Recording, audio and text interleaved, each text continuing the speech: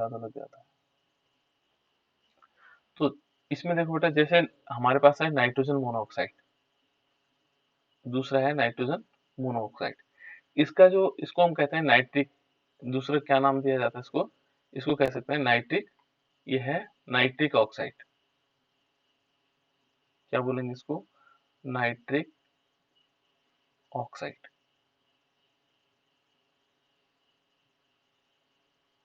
ये nitric oxide, इसका नाम, दूसरा नाम क्या है? Nitric oxide.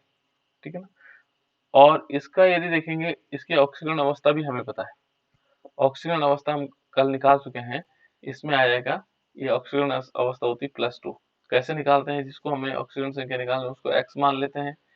ऑक्सीजन क्या होगा? -2 होगा, है ना, प्लस का चिन्ह लगेगा, इज इक्वल टू 0। तो x - 2 इज इक्वल टू 0, तो x इज इक्वल टू क्या होगा? उधर जाके +2 हो जाएगा। तो इस टाइप में हम ऑक्सीजन संख्या निकाल लेते हैं। तो इसकी ऑक्सीजन संख्या क्या है हमारे पास? ऑक्सीजन अवस्था क्या है? +2 है।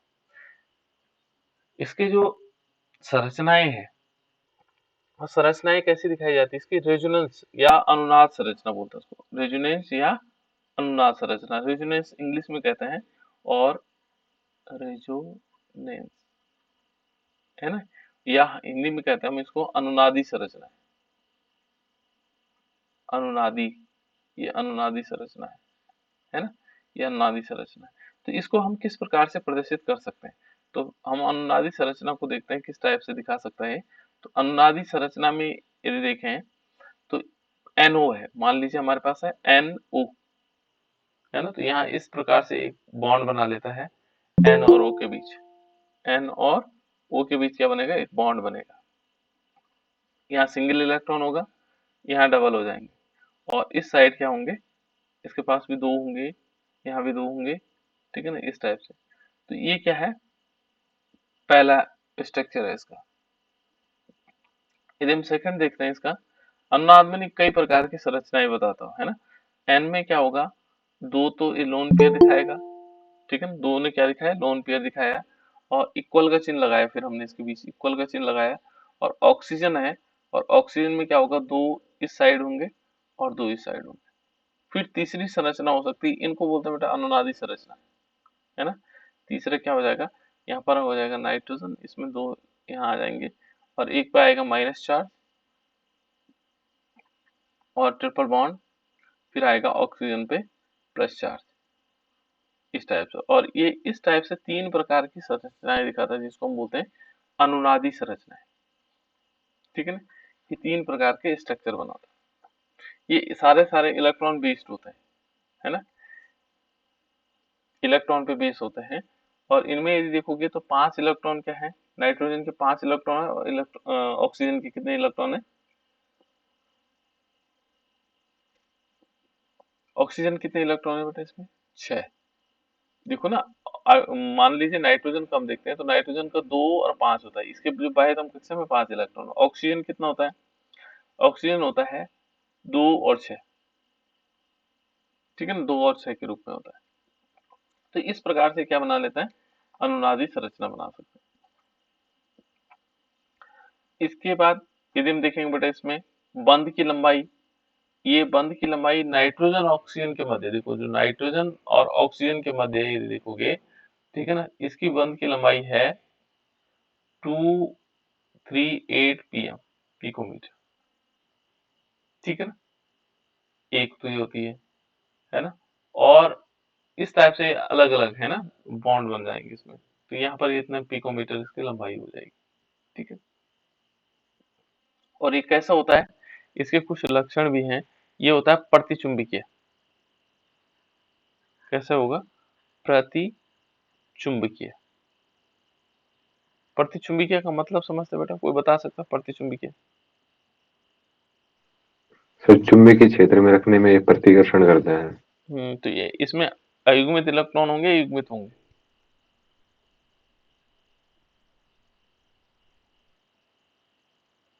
क्या होंगे बेटा?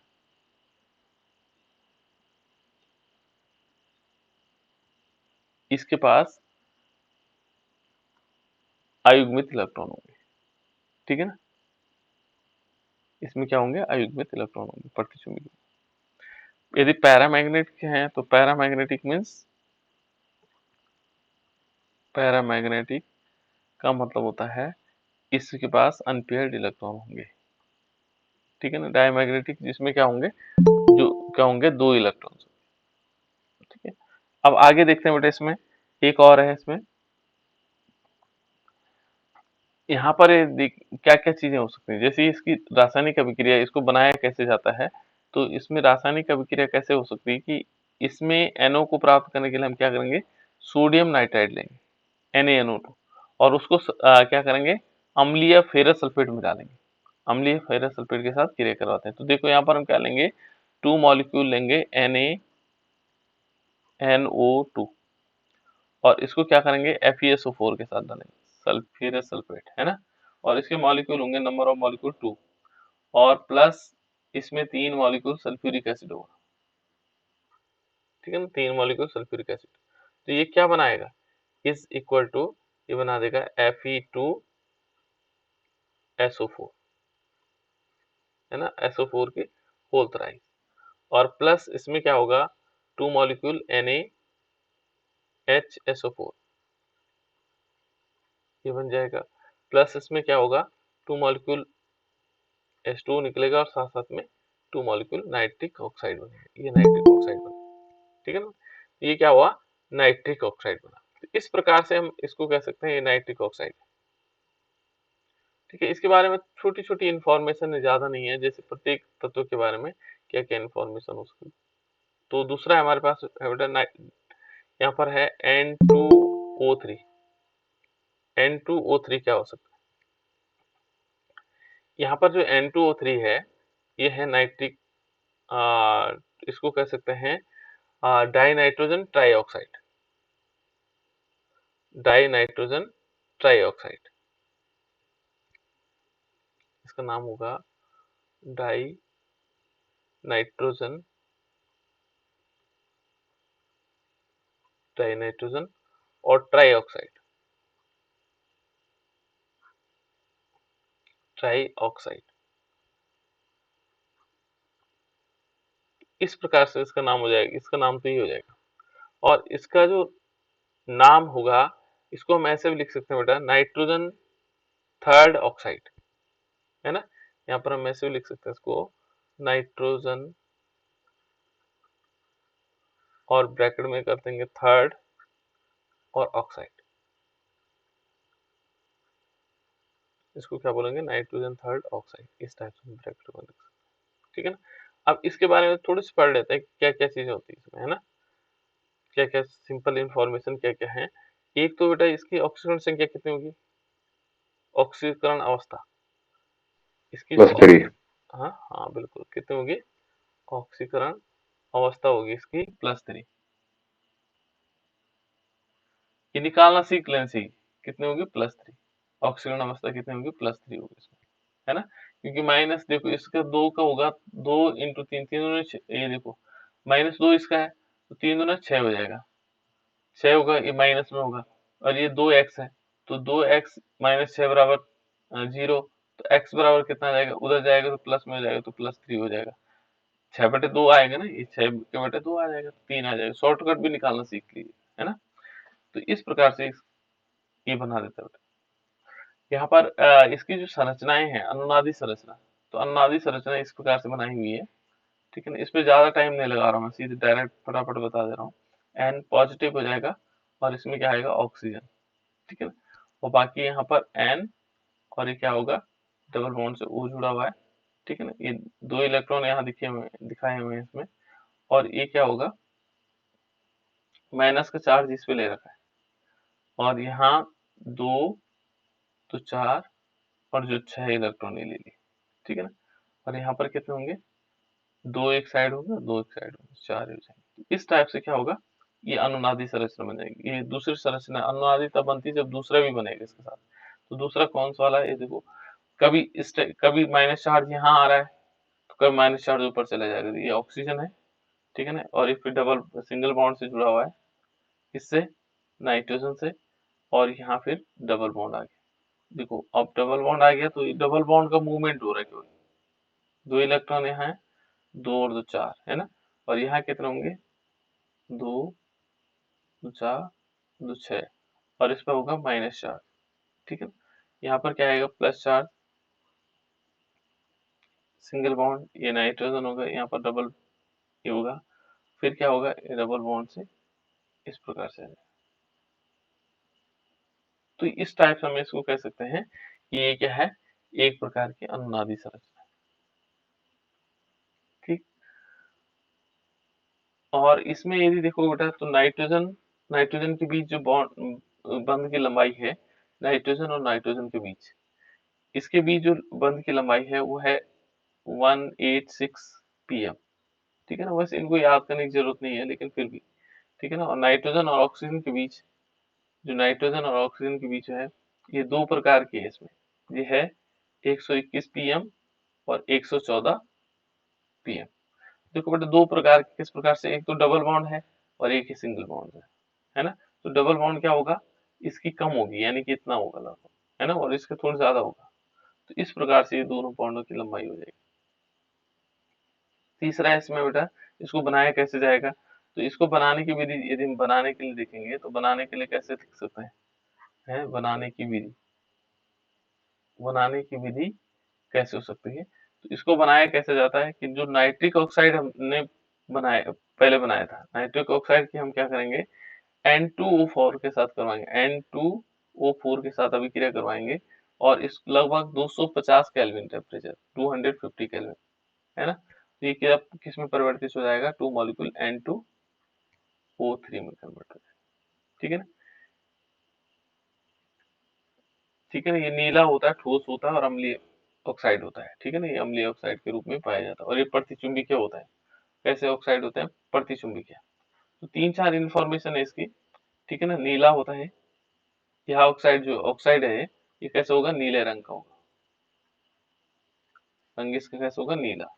दूसरी इंफॉर्मेशन इसकी ये है कि ये ठोस होता है, ठीक है ना। तीसरी इंफॉर्मेशन क्या है, ये क्या है, यह ऑक्साइड क्या होता है, अम्लीय होता है। और चौथी इंफॉर्मेशन ये है, प्रतिचुंबकीय होता है, प्रतिचुंबकीय, बस ये हो गया। तो ये हमारे पास क्या होंगे, इसके गुण हो गए, सिंपल चीजें होंगी इसके बारे में। नेक्स्ट यदि हम और आगे देखते हैं बेटा इसमें, तो देखो उसके बाद है नाइट्रोजन डाइऑक्साइड। कौन सा दूसरा, नाइट्रोजन डाइऑक्साइड, नाइट्रोजन डाइऑक्साइड।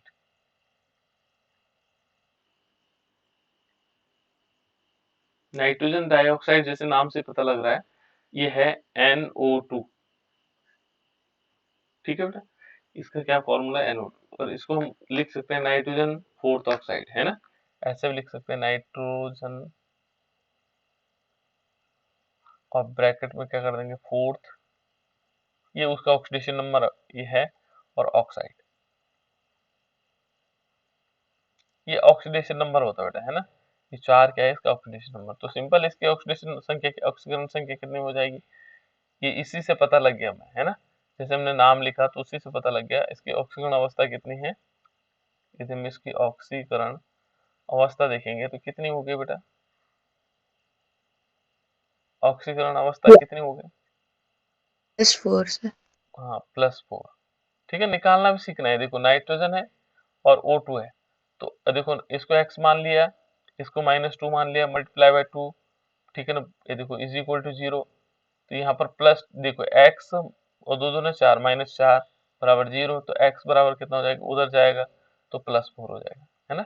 इस प्रकार से हम इसका ऑक्सीकरण अवस्था निकाल सकते हैं, ठीक है ना। तो ये ऑक्सीकरण अवस्था है बेटा इसकी। और इसके बाद इसकी जो संरचना होगी, अनुनाद संरचना, तो ये आप लोग बना दोगे, अनुनाद संरचनाएं बनाओगे, ठीक है ना। इनकी अनुनाद संरचनाएं बनानी कैसे कैसे बनती है, बनाना समझ रहे हो, कैसे कैसे बनाया जाता है ये बता नहीं, मैं तो सीधे डायरेक्ट लिख रहा हूँ ना, बनाना सिखाना बेटा। देखो यहाँ पर यदि हम देखेंगे, तो नाइट्रोजन के पास कितने बाह्यतम कक्षा में कितने हैं, 2 और 5 है ना। इसके साथ लगा हुआ ऑक्सीजन, ऑक्सीजन के होता है 2 और 6 इलेक्ट्रॉनों की संख्या। यदि हम यहाँ देखो तो इसमें कितने इलेक्ट्रॉन है, देखो यदि हम यहाँ पर देखेंगे तो एक इलेक्ट्रॉन, मान लीजिए इसके पास एक इलेक्ट्रॉन ही है, थोड़ा समझ लो इसको, है ना, जरूरी है, मैं तो ऐसे ही बता दे रहा था। तो देखो अब इसमें क्या होगा बेटा, ये एक बार सीख लोगे तो अपने आप बनाना शुरू करोगे। ये नाइट्रोजन है, अब इसने क्या किया है, इसके पास कितने इलेक्ट्रॉन है, 5 है भाई, तुम कक्षा में,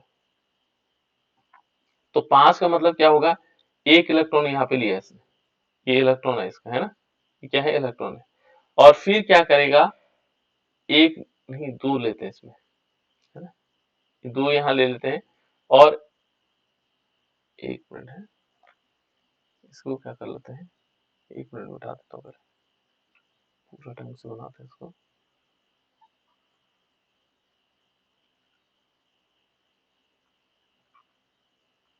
जैसे देखो ये नाइट्रोजन है, और नाइट्रोजन के बाह्यता कक्षा में 5 है, एक इलेक्ट्रॉन ही हो गया, ठीक है ना, एक ही हो गया, ठीक है ना, और दो तीन चार, कितने हो गए, 4, है ना, यहाँ पर देखोगे तो 4, जबकि इसके पास कितने हैं, 5 इलेक्ट्रॉन है, कितने हैं, 5, अभी एक रह गया बेटा इसमें, एक क्या हो गया, इसके पास रह गया, इसलिए हम क्या करते हैं, इस पर प्लस चार्ज लगा देते हैं।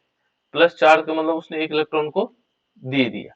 देखो यहाँ से कितने हो गए, 1 2 3 4, 5 थे, 5 में से एक चला गया तो कितने हो गए, 4 हो गए, और इस पर हमने क्या लगा दिया, प्लस चार्ज लगा दिया। क्लियर।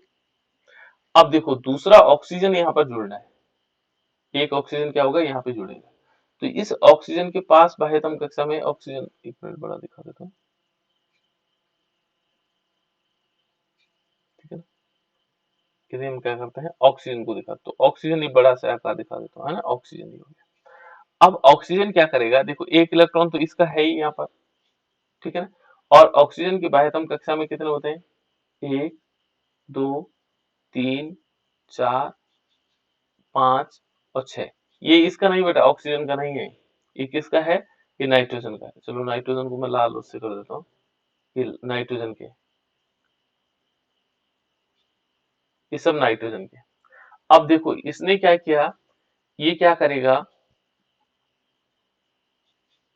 मान लीजिए इस ऑक्सीजन ने क्या करना है, इस पर यदि एक माइनस चार्ज आएगा, माइनस चार्ज आएगा तो माइनस चार्ज आने से क्या होगा, ये एक इलेक्ट्रॉन ग्रहण करेगा, तो एक मान लीजिए इसने एक इलेक्ट्रॉन ग्रहण किया, और इसको दूसरे कलर में दिखाते हैं, देखो मान लीजिए मैंने इस और कलर में दिखाता हूँ, इसमें दिखा देता है ना, ये इसने ग्रहण किया हुआ इलेक्ट्रॉन है, देखो ये वाला ग्रहण किया, और इस ग्रहण करने से क्या हुआ बेटा, इसमें माइनस चार्ज आ गया, और दो इलेक्ट्रॉन से क्या बन जाता है, एक बंद बनेगा, दो इलेक्ट्रॉन से क्या बनेगा, बंद बनेगा। अब कैसे चार्ज आ गया इस पे, माइनस चार्ज, इस एक इलेक्ट्रॉन को ग्रहण करने से माइनस चार्ज आ गया। अब जो दूसरा ऑक्सीजन है, दूसरा क्या बेटा इसमें, दूसरा ऑक्सीजन है, मान लीजिए देखो दूसरा ऑक्सीजन हमारे पास, कौन सा ऑक्सीजन है, दूसरा ऑक्सीजन, ये देखो यहाँ पर है, मान लीजिए दूसरा ऑक्सीजन है, इस दूसरे ऑक्सीजन के पास क्या हुआ, दो इलेक्ट्रॉन तो नाइट्रोजन के थे, और दो इलेक्ट्रॉन इसने यहाँ रखे बीच में, दो, ठीक है ना, दो तो ये हो गए, ठीक है ना, और दो ये हो गए 4, और दो ये हो गए 6, ठीक है ना, इसने पूरा क्या कर दिया, 6 कर दिया। अब इसमें माइनस प्लस नहीं आएगा, क्योंकि यहाँ पर देखेंगे तो इसके बाह्यतम कक्षा में कितने इलेक्ट्रॉन हो गए, कितने इलेक्ट्रॉन हुए बेटा, इसकी बाह्यतम कक्षा में यहाँ पर यदि देखोगे तो ये कितने इलेक्ट्रॉन हो गए, अच्छा 6 नहीं हुआ बेटा, 8 हो गए, देखो, चलो मैं और पेन ले लेता हूँ, किसी और पेन को देखते हैं, ये देखो बेटा, ये कितने इलेक्ट्रॉन हो गए, गिनो, दो ये हैं, दो 4, दो 6 और दो 8, इस दो इलेक्ट्रॉनों को उसने ले लिया, ठीक है ना। दूसरे वाले कंडीशन में देखते हैं बेटा, दूसरे वाले कंडीशन में क्या हो सकता है,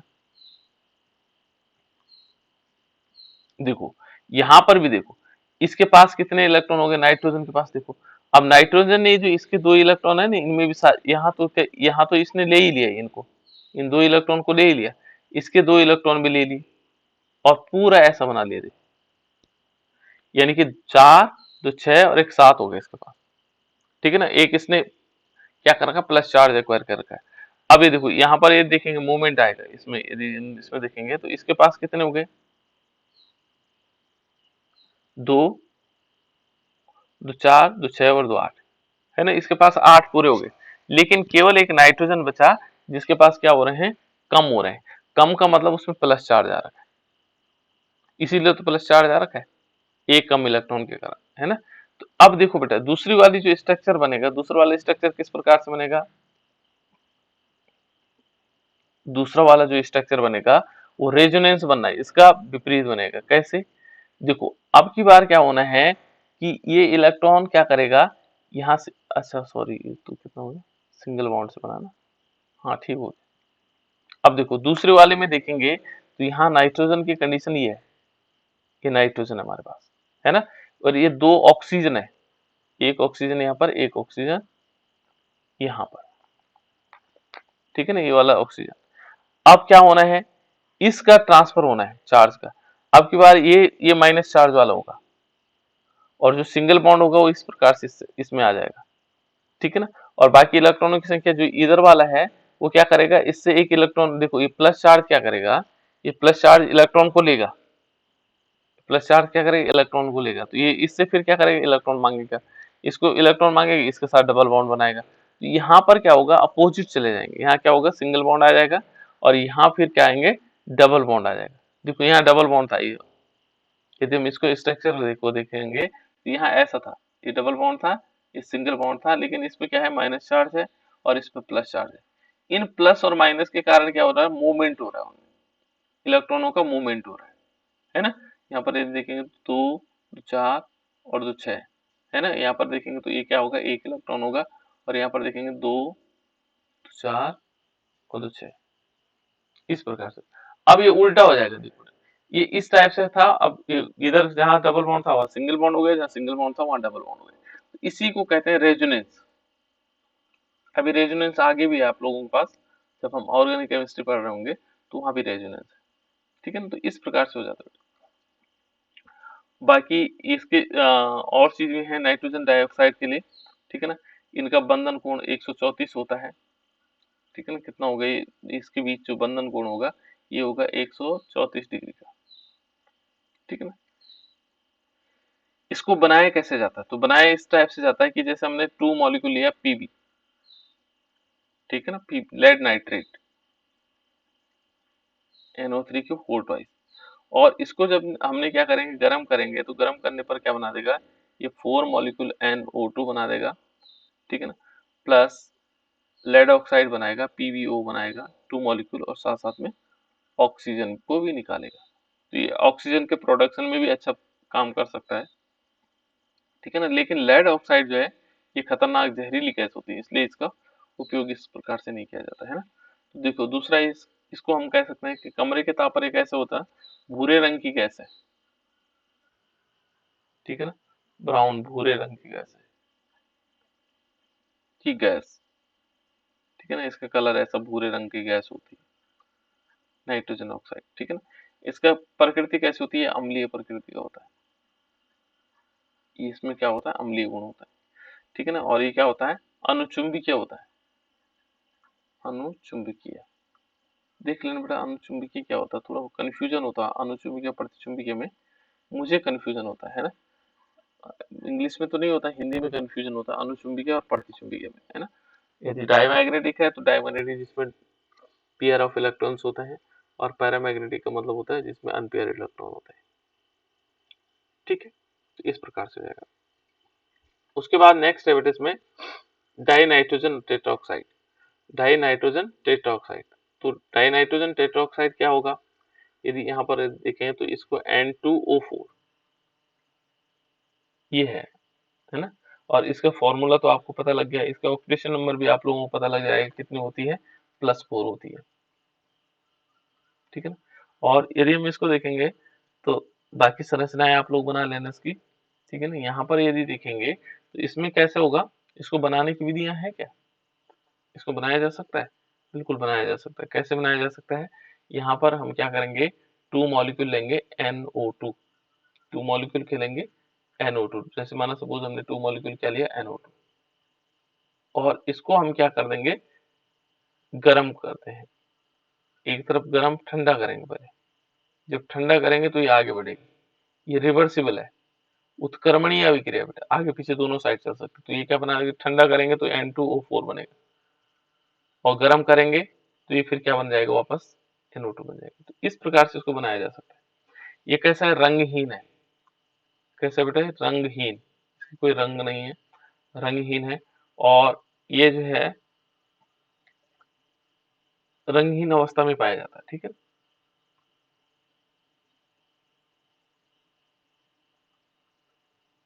इसके बाद नेक्स्ट है बेटा एक और कंपाउंड है, ये है नाइट्रोजन डाई नाइट्रोजन पेंटाऑक्साइड, ठीक है ना, ये कल बताए थे मैंने आपको।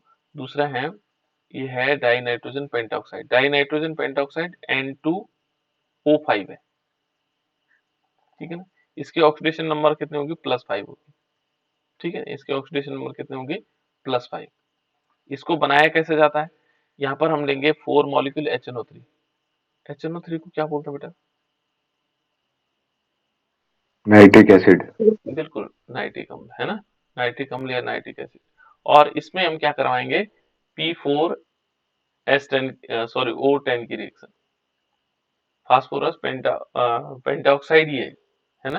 तो इसमें हम अभिक्रिया करवाएंगे तो ये क्या बनाएगा, ये बना देगा 4 मॉलिक्यूल HPO3 और प्लस साथ साथ में बनाएगा N2O5, इसके 2 मॉलिक्यूल बन जाएंगे, ठीक है ना। ये भी रंगहीन होता है बेटा, कैसे होता है, रंगहीन, कैसे होगा, रंगहीन होगा, अम्लीय प्रकृति का होगा। इसकी प्रकृति कैसी होती है, अम्लीय होती है, ये अम्ल की तरह होता है ना, अम्लीय गुण होते हैं इसमें, ठीक है ना। तो इस प्रकार से ये हमारे पास नाइट्रोजन के ऑक्साइड्स हैं जो अलग अलग टाइप के थे, है ना। अब नेक्स्ट टॉपिक है बेटा आप लोगों के पास नाइट्रिक अम्ल। ये इंपॉर्टेंट टॉपिक है, ये तो नाइट्रोजन के ऑक्साइड थे, सिंपल मैंने बता दिया आपको। उसके बाद है जो बहुत ही महत्वपूर्ण टॉपिक है, वो है नाइट्रिक अम्ल। ये बोर्ड परीक्षा के दृष्टिकोण से बहुत ज्यादा इंपॉर्टेंट होता है, ठीक है ना। नाइट्रिक अम्ल, जैसे अमोनिया था उसी प्रकार से नाइट्रिक अम्ल भी है, ठीक है ना। तो इसको हम कह सकते हैं नाइट्रिक अम्ल, नाइट्रिक एसिड। पिछले साल भी पूछा गया था और हो सकता है इस साल भी पूछ रहे हैं, ऐसा कुछ जरूरी नहीं है ना। तो नाइट्रिक अम्ल, पहले हम क्या देखेंगे, नाइट्रिक अम्ल के बारे में कुछ जानकारी लेते हैं कि इसके पहले क्या देखते हैं, इसके ऑक्सो अम्ल देखते हैं, ठीक है ना। पहले इसके ऑक्सो अम्ल को देखते हैं कि कौन से ऑक्सो अम्ल किस प्रकार से हो सकते हैं। तो चलो इसका टॉपिक ले लेते हैं, कौन कौन से ऑक्सो अम्ल बनाते हैं ना, नाइट्रिक अम्ल द्वारा ऑक्सो अम्ल, ऑक्सो अम्ल, ऑक्सो अम्ल का निर्माण, कौन कौन से ऑक्सो अम्ल का निर्माण, है ना, यानी कि इसके कौन कौन से ऑक्सो अम्ल होते हैं। तो पहला यदि हम इसमें देखें बेटा, तो पहला इसका जो ऑक्सो अम्ल होंगे, ये केवल मैं इंफॉर्मेशन दे रहा हूँ आप लोगों को, है ना, इंफॉर्मेशन क्या क्या चीजें हो सकती है। पहला इसका हाइपो नाइट्रस अम्ल, इसका जो पहला ऑक्सो अम्ल है, इसके ये द्वारा मत कर लो, ऑक्सो अम्ल सीधे ऑक्सो अम्ल, नाइट्रिक अम्ल के ऑक्सो अम्ल, है ना, इसको ऐसे भी लिख सकता हूँ, है ना, नाइट्रिक अम्ल के ऑक्सो अम्ल। इसके ऑक्सो अम्ल में पहला अम्ल हो जाएगा, उसको बोलेंगे हाइपोनाइट्रस हाइपोनाइट्रस अम्ल। ये पहला अम्ल है बेटा, हाइपोनाइट्रस अम्ल। और इस हाइपोनाइट्रस अम्ल का फॉर्मूला होता है H2N2O2।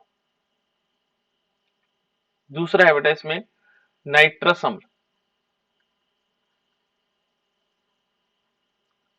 अब नाइट्रस अम्ल क्या होता है बेटा, कोई बताएगा, नाइट्रस अम्ल। H2NO। देखो बेटा, दो चीजें आई, अभी हमने पढ़ा था N2O, इसका नाम क्या था, ये यही था, नाइट्रस ऑक्साइड था। अब हमें बताना है नाइट्रस अम्ल, तो यहाँ पर आएगा HNO2। ध्यान रखिएगा, इस बहुत इंपॉर्टेंट इसलिए मैं दोबारा बता रहा हूँ उसको, है ना। यहाँ पर क्या है, HNO2 ये है नाइट्रस अम्ल, और यदि N2O लिखेंगे तो नाइट्रस ऑक्साइड हो जाएगा। जैसे नाइट्रिक के केस में हो रहा था, सेम कंडीशन यहाँ पर है। नाइट्रिक अम्ल कह रहे थे हम HNO3 को, ये नाइट्रिक अम्ल था, है ना। और NO को क्या बोल रहे हैं, नाइट्रिक ऑक्साइड। ये नाइट्रिक ऑक्साइड है, ये नाइट्रिक अम्ल है। ऐसे इसकी कंडीशन में देखो, नाइट्रस अम्ल HNO2 और नाइट्रस ऑक्साइड N2O, ये ध्यान रखिएगा, है ना। तीसरा है बेटा इसका जो ऑक्सो अम्ल है, ये है तीसरा जो इंपॉर्टेंट ऑक्सो अम्ल है इसके नाइट्रिक अम्ल के। तो देखो यहाँ पर है HNO3, जिसको हम बोलते हैं नाइट्रिक अम्ल। क्या बोल सकते हैं, नाइट्रिक अम्ल।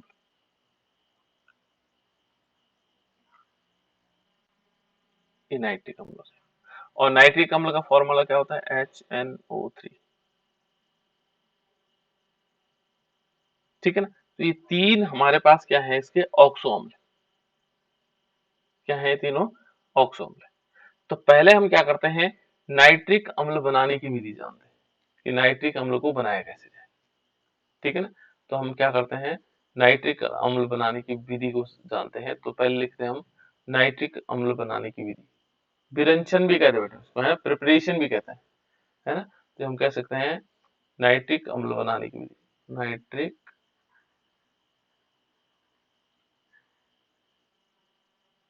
अम्ल बनाने की विधि, प्रिपरेशन मेथड, प्रिपरेशन मेथड, है ना। यहाँ पर हम कह सकते हैं प्रिपरेशन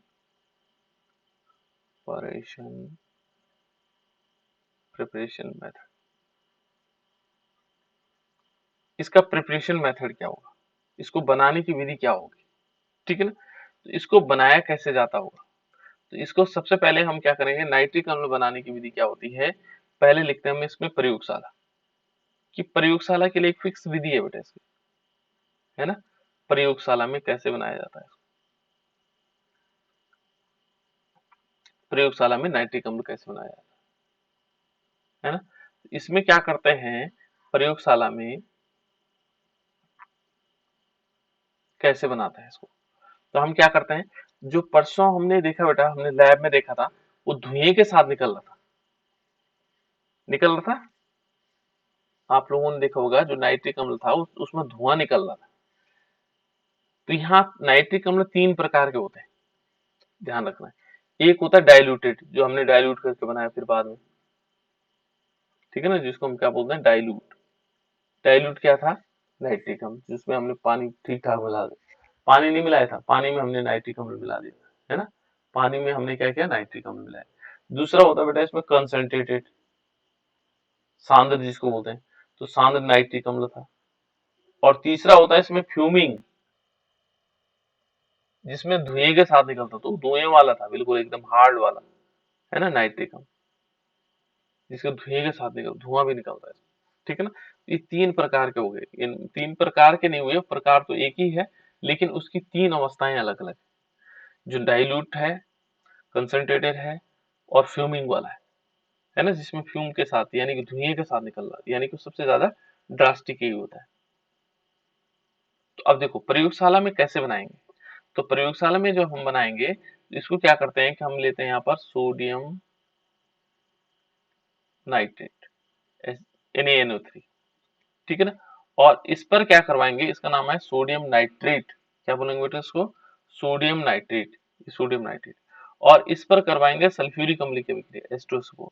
सल्फ्यूरिक अम्ल जानते हैं, सल्फ्यूरिक अम्ल हमने कल देखा था, क्या हुआ था सल्फ्यूरिक अम्ल में, जब हम इसका क्या कर रहे थे, तनुकरण कर रहे थे, तो क्या हो रहा था,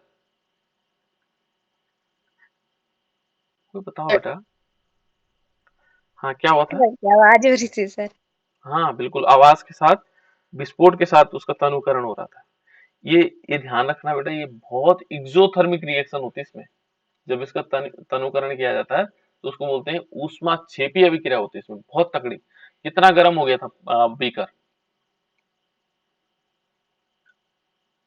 बता बेटा आंचल, कितना गर्म हो गया था, आंचल ही प्रैक्टिकल कर रही,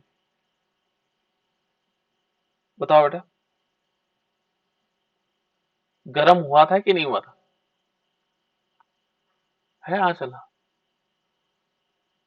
गर्म हुआ था बेटा आंचल या नहीं हुआ था? Yes sir. कितना गर्म हुआ था? हाथ जलने लायक हुआ था कि नहीं हुआ? Yes sir. हाँ तो बोलना है बेटा, है ना, सोना नहीं है। ठीक है, सूरज बता दो बेटा, तुम थे वहां? Yes sir. हाँ, कितना गर्म हुआ था? सर आज जल रहा था। हाँ, हमने किया क्या? हमने पानी लिया और पानी में क्या किया, ऊपर से देखो, पहले पानी लिया, तब ऊपर से हमने क्या डाला, सल्फ्यूरिक एसिड डाला, है ना। तो इसमें क्या हो रहे थे, आवाज के साथ भी हो रहा था, यानी बहुत ज्यादा तेज गति से एक्सोथर्मिक रिएक्शन होती है ना, जिसको बोल सकते हैं ऊष्माक्षेपीय अभिक्रिया। ठीक है, तो ऐसे देखो बेटा, ये है सल्फ्यूरिक अम्ल। यहाँ पर क्या करेंगे, सोडियम नाइट्रेट लेंगे और सोडियम नाइट्रेट के साथ हमने सल्फ्यूरिक अम्ल बनाया, के साथ अभिक्रिया करवाई, तो ये क्या बना देगा, सोडियम हाइड्रोजन सल्फेट बनाएगा।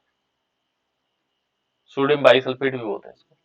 ये सल्फेट हो गया, सोडियम हो गया, इसको बाई भी कहा जा सकता है, सोडियम बाइसल्फेट या सोडियम हाइड्रोजन सल्फेट कह सकते हैं, है ना। और साथ साथ में इसमें क्या निकलेगा बेटा, इसमें निकलेगा, क्या निकलेगा, इसमें निकलेगा नाइट्रिक अम्ल, HNO3। इसका नाम क्या है, सोडियम नाइट्रेट तो इसका नाम है ही, लेकिन और किस नाम से जाना जाता है इसे? Chilli salt Peter sir. हाँ, चिली सॉल्ट पीटर।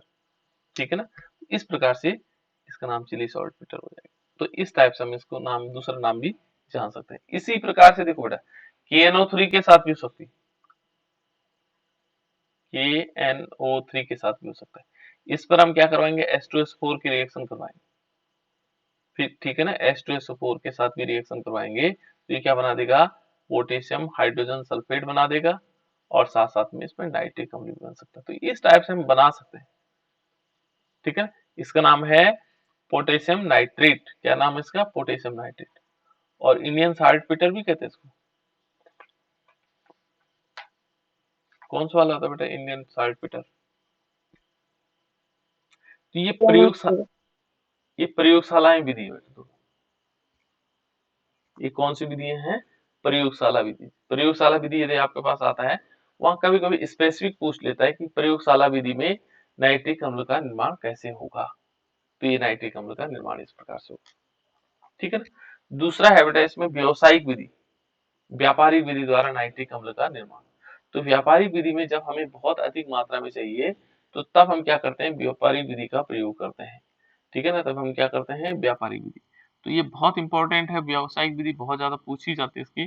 ठीक है ना, कि व्यापारिक विधि द्वारा या नाइट्रिक अम्ल, हम कह सकते, नेक्स्ट पॉइंट इसमें लिख लेते हैं, ये आ जाएगा नाइट्रिक। देखो पिछले साल एक क्वेश्चन आया हुआ है ना, इस साल कम है, इसके 50% चांसेस है, कम कम हो गए, लेकिन ऐसा जरूरी नहीं कि 50% चांस में आएगा नहीं, हो सकता आ जाए, है ना। तो यहाँ पर आएगा नाइट्रिक अम्ल का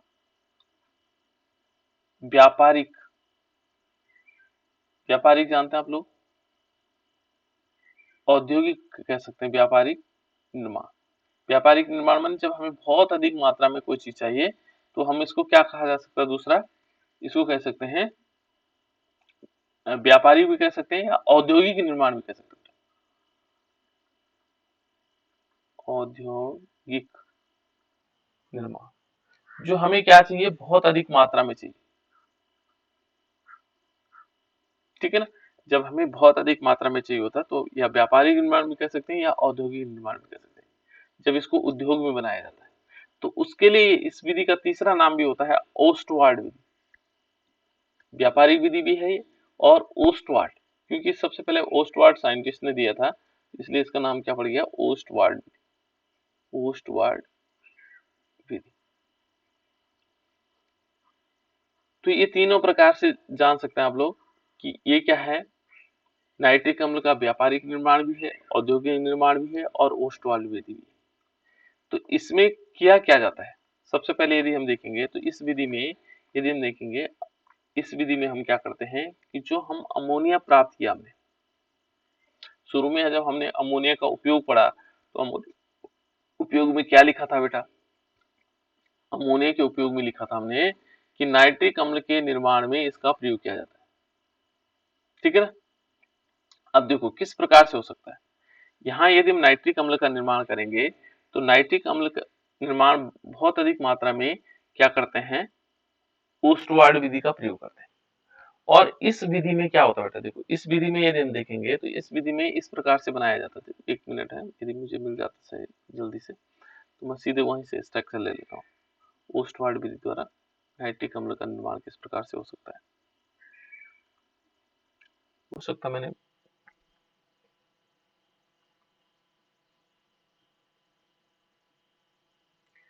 यहाँ पर बताया होगा, ठीक है ना, क्योंकि वो चित्र जो है बेटा उस हिसाब से। हाँ पीपीटी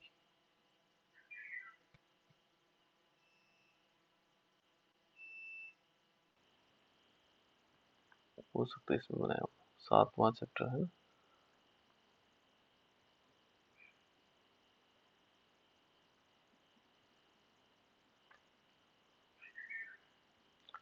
ये हो सकता है पिछली बार बनाया हो। तो क्योंकि ये क्या है, इसमें अलग अलग चेम्बर्स होते हैं बेटा, अलग अलग क्या होते हैं इसमें, चेम्बर होते हैं। ये देखो ये बना हुआ चित्र हमारे पास है ना, तो इस चित्र के माध्यम से देखते हैं कैसे कैसे होगा। देखो ये ओस्टवार्ड विधि के लिए ये चित्र बनाया हुआ है। इसको कहा जाता है बेटा, इसमें अलग अलग पार्ट है ना। ये जो पहला पार्ट है इसको बोलते हैं कन्वर्टर। ये क्या है, ये जो पहला पार्ट है इसको बोलते हैं कन्वर्टर। क्या बोलते हैं इसको, कन्वर्टर, जिसको हम हिंदी में कहते हैं परिवर्तक। पहले इसका कन्वर्टर, इसको क्या बोलेंगे, कन्वर्टर। दूसरा जो इसमें चैम्बर आएगा वो आएगा शीतलक। ये जो ठंडा करने वाला है, ये ठंडा करने वाला, इसको बोलेंगे शीतलक। इसको क्या कहेंगे, ये शीतलक है। क्या है, शीतलक है ना। ये इसको शीतलक भी कह सकते हैं, कूलर पाइप भी कह सकते हैं, शीतलक पाइप भी है, ठीक है ना। एक पाइप है जो ठंडा करेगा। तीसरा इसमें क्या है, ये है ऑक्सीकरण कक्ष। इनका नाम क्या है, ऑक्सीकरण कक्ष, ऑक्सीकरण कक्ष, ठीक है ना। इसको ऑक्सीडेशन चैम्बर भी कह सकते हैं, ठीक है ना। कक्ष हो गए बेटे, कक्षा है ना। और जो चौथा है इसको बोलते हैं अवशोषण टावर। इसको क्या बोला जाता है, अवशोषण या एब्जॉर्प्शन टावर, है ना। अवशोषण तो आप लोग अच्छी तरह जानते हैं, अवशोषण, ये क्या है, अवशोषण टावर, ये टावर की तरह है, ठीक है ना। और लास्ट में हमारे पास होता है, यहाँ पर हम कर सकते हैं, ये अम्ल होगा, कौन सा, नाइट्रिक अम्ल, ठीक है ना। और कैसा अम्ल होगा, नाइट्रिक अम्ल होगा। साथ साथ में हम इसको कह सकते हैं, ये कैसा होगा, इसकी जब हम सांद्रता करेंगे तो सांद्रता के बाद हमारे पास बनेगा फ्यूमिंग वाला, है ना। जब हम इसका कंसंट्रेशन करेंगे, यहाँ पर डाइल्यूटेड होगा फिर कंसंट्रेटेड। अब होगा क्या बेटा, कैसे कैसे प्रोसेस होगा, यहां से हम लेंगे इस वाले पोर्शन से। देखो यहां से दो चीजें आएंगी। पहला नंबर होगा, एक तो हम देंगे इसको अमोनिया, यहां से देंगे अमोनिया NH3, और प्लस वायु भी देंगे। वायु में क्या होता है बेटा, ऑक्सीजन होता है ना। और ये देंगे 1:10, यानी कि 1 अनुपात में तो देंगे अमोनिया और 10 अनुपात में देंगे क्या, वायु। यहां से पास होगी इस वाले चैम्बर से। और यहां दिखाई दे रहा होगा आप लोगों को, ये जो मैंने क्रॉस क्रॉस कर रखे हैं, ये है प्लेटिनम की जाली। क्या है क्या है बेटा, ये प्लेटिनम की जाली, ठीक है ना। इस प्लेटिनम की जाली ये क्या काम करेगा, यहाँ पर उत्प्रेरक का काम करेगा, ठीक है ना। तो इसको हम कह सकते हैं कि जो हमने हैबर विधि द्वारा अमोनिया प्राप्त की, उस अमोनिया को हमने क्या किया, इस परिवर्तक चेंबर में प्रवाहित किया, ठीक है ना। परिवर्तक चेंबर में जैसे प्रवाहित करेंगे तो यहाँ क्या है, प्लेटिनम है। प्लेटिनम की उपस्थिति में यहाँ दो चीजें हैं, देखो इसमें क्या है, एक तो अमोनिया है, इस वाले में देखोगे तो एक तो क्या है बेटा, NH3 अमोनिया है, और दूसरा क्या है, इसमें ऑक्सीजन है। ये दोनों क्या होगा, और जो इसका इस वाले चेंबर का जो टेम्परेचर है वो मालूम कितना है, ये लगभग 1100 केल्विन के लगभग है। कितना है, 1100 केल्विन के लगभग, ठीक है ना। और यहाँ पर क्या है, प्लेटिनम उपस्थित है। देखो इस सारी चीजें हैं। यहाँ पर जो टेम्परेचर कितना दे रखा है 1100 केल्विन, हो सकता है थोड़ा ऊपर नीचे हो कहीं, ठीक है ना। और ये प्लेटिनम निकाली है, तो इस प्लेटिनम टेम्परेचर बहुत अधिक है, तो ये क्या होता है कि इसमें जैसे 4 मॉलिक्यूल क्या होंगे, 4 मॉलिक्यूल अमोनिया जाएगा, कितने 5 ऑक्सीजन, यानी कि 5 मॉलिक्यूल ऑक्सीजन होंगे, ये दोनों अभिक्रिया करेंगे क्या बना देगा 4 मॉलिक्यूल बन जाएगा NO। NO को क्या बोलते हैं बेटा, बताओ NO क्या है,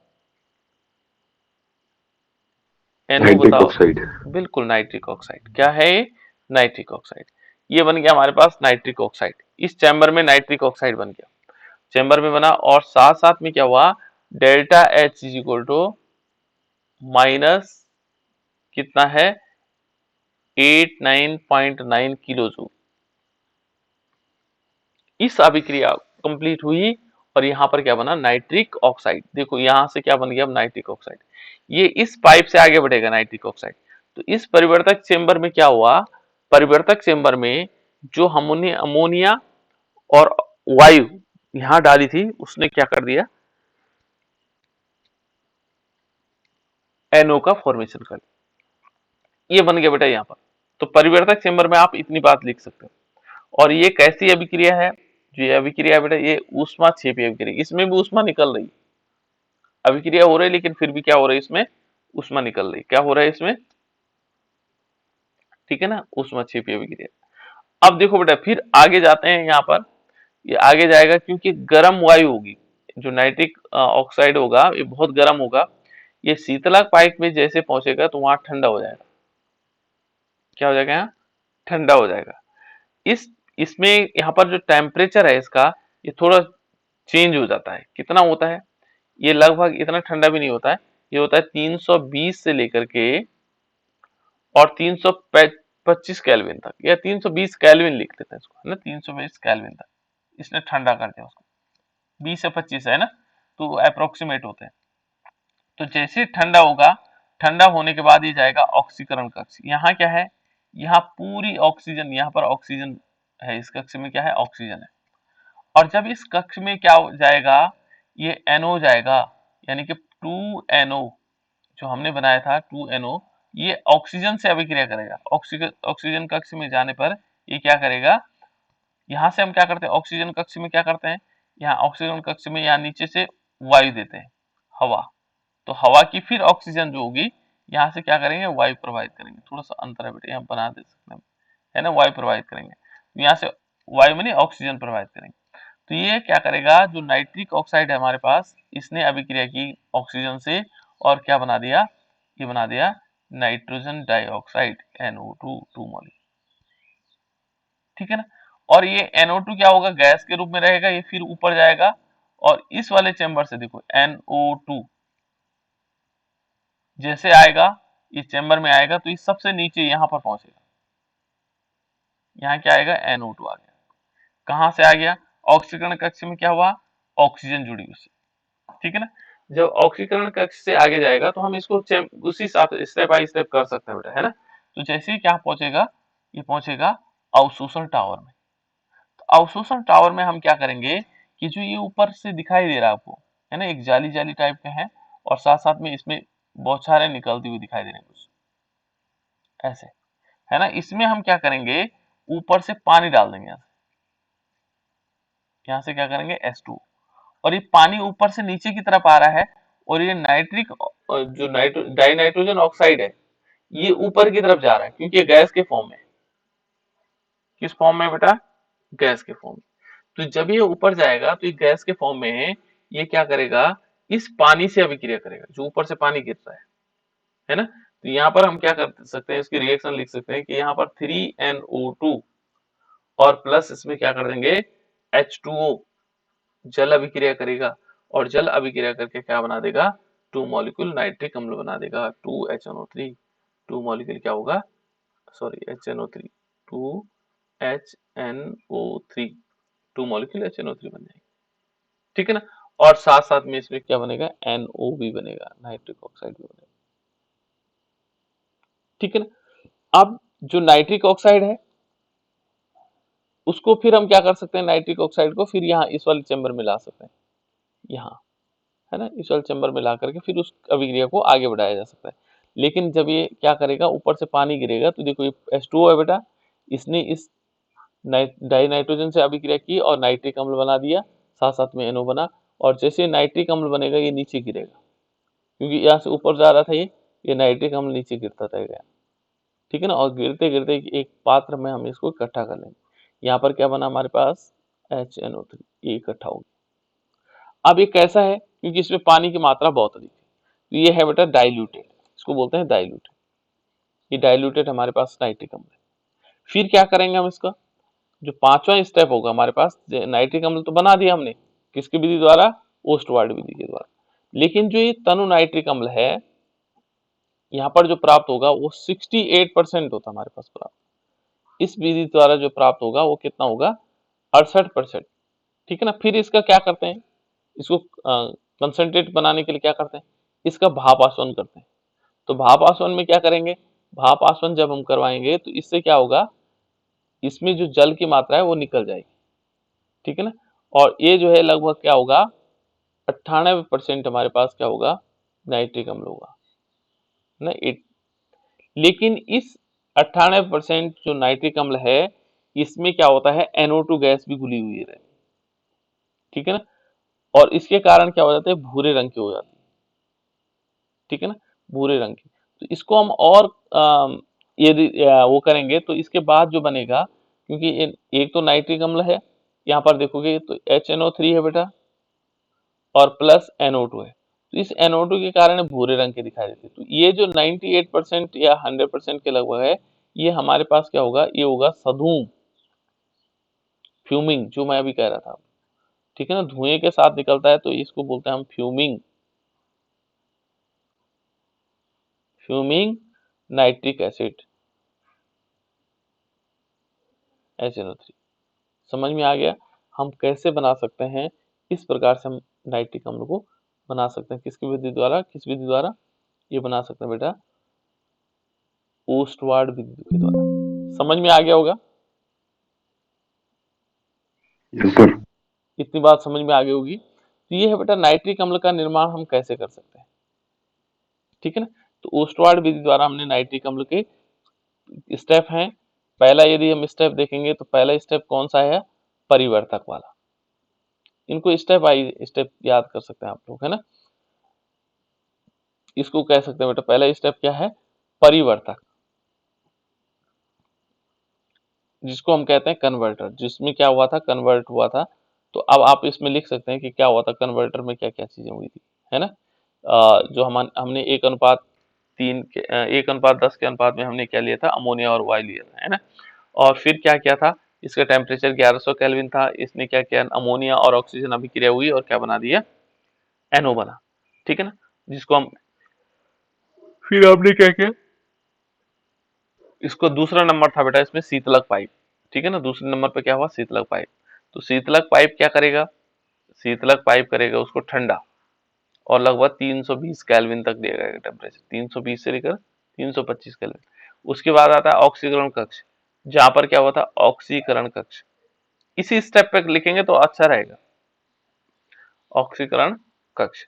ऑक्सीकरण कक्ष में क्या हुआ, हमने ऑक्सीजन प्रवाहित की, उसने NO से अभिक्रिया की, और NO से अभिक्रिया करने के बाद क्या बनाया, नाइट्रोजन डाइऑक्साइड बना दिया, यानी कि NO2 यहाँ पर बन गया, ठीक है ना। फिर चौथा नंबर था अवशोषण टावर। अवशोषण टावर में क्या किया हमने, नीचे से तो गई NO2 और ऊपर से पानी, दोनों मिलकर के क्या बना दिया इन्होंने, अवशोषण टावर, है ना। अवशोषण टावर में क्या हुआ, नीचे से तो NO2 गया और ऊपर से पानी मिला, तो ये बना दिया इसने, यहाँ पर बन गया नाइट्रिक अम्ल, यहाँ पर हमारे पास नाइट्रिक अम्ल। फिर हमने क्या किया, उसका सानन किया, सानन हमने, अम्ल का सानन, ठीक है ना। जो हमारे पास प्राप्त अम्ल हुआ, उस प्राप्त अम्ल का हमने क्या किया, सानन किया, अम्ल का सानन, अम्ल का सानन किया। और उस सानन में हमारे पास कितना, हमने क्या किया, उसको फ्यूमिंग सल्फ्यूरिक अम्ल भी हमारे पास बन गया, ठीक है। तो इस टाइप से हम क्या कर सकते हैं, इसको बना सकते हैं। तो दो विधियां हमारे पास हो गई बेटा, एक तो हमने नाइट्रिक अम्ल बनाया, ठीक है, कौन सी विधि, प्रयोगशाला में बताए, प्रयोगशाला में बना दिया था हमने, एक नाइट्रिक अम्ल बनाने की विधि, है ना। चलो अब प्रयोगशाला में देखते हैं, प्रयोगशाला में कैसे हो सकता है। प्रयोगशाला बताया था क्या?